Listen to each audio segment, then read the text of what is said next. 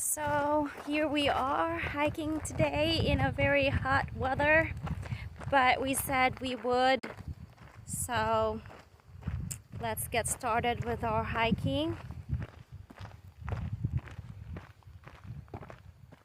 And this is the trail that we always go to whenever we want just a short hiking. 3.2 miles. 3.2 miles. So we normally go to the other hiking trail, which is what, like 5 to 6 miles. But here we are. Hopefully we'll survive the heat. It's 100 degrees Fahrenheit, but it's part of our agenda, so we better do it.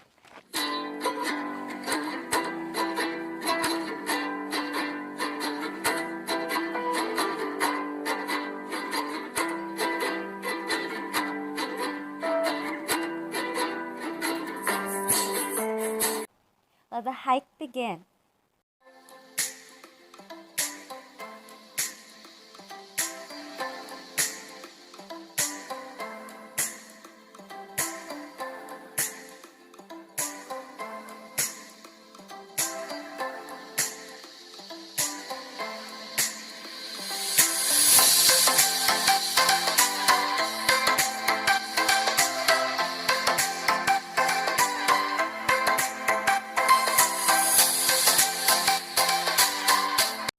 After gold was discovered in California in the mid-1800s, the Indian populations were pretty much decimated.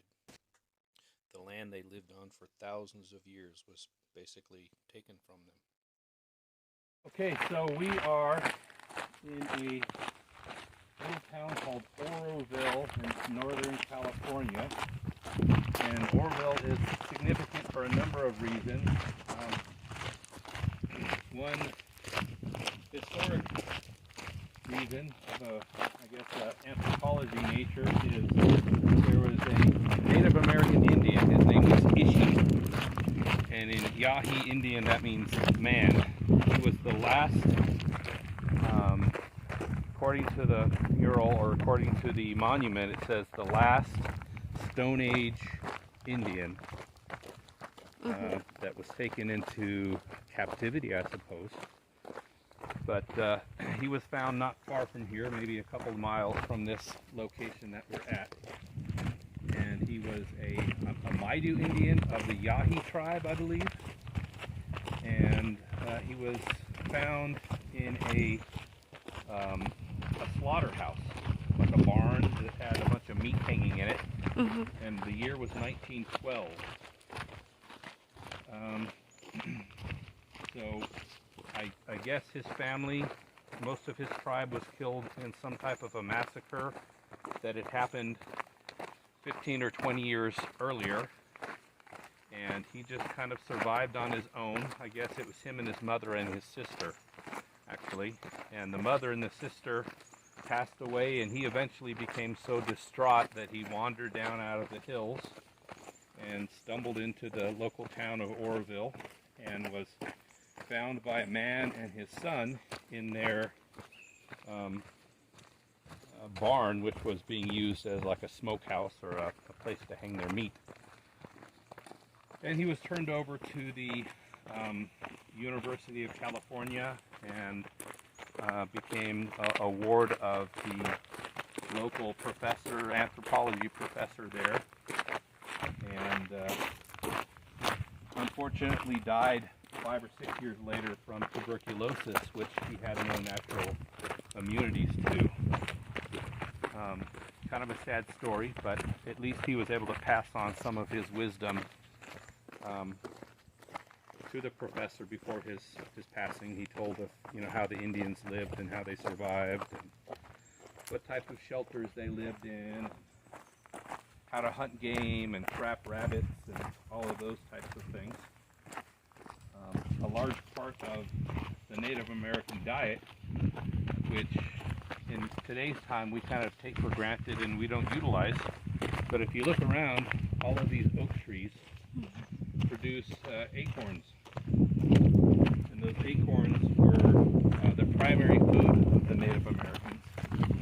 They would have to leach out the tannic acid, because if you just took an acorn down and ground it into powder and tasted it, it would taste very bitter. And that's because of the, like I said, the tannic acid that's contained in them. And didn't they like make bread out of Yep, they did. acorn? So what they would do is they would take the acorns and they would take them out of their shell and break them into, not into small bits, but maybe crack them in half or into quarters and let them dry in the sun for a number of days.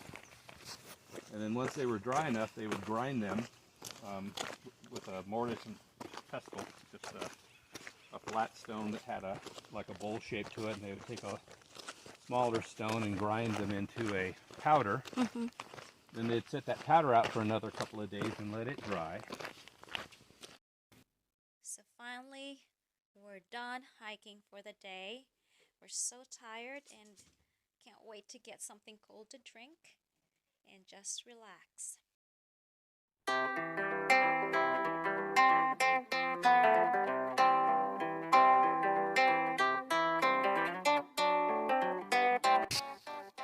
Back in the chicken farm, it's 98 degrees, and it feels so bad for the chickens having to deal with this hot California weather.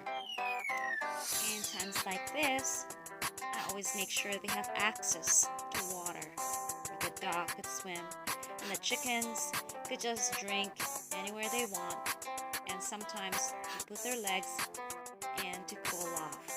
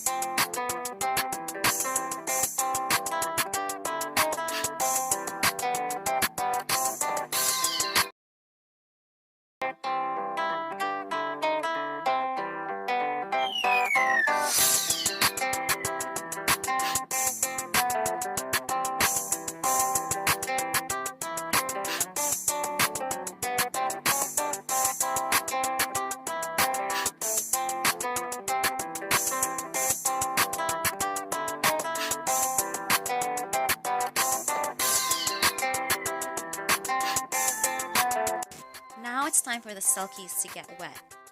They don't seem to like it, but it's something that needs to be done in this type of weather. I always add a lot of garlic in their water and even on their food, as it is also mite season.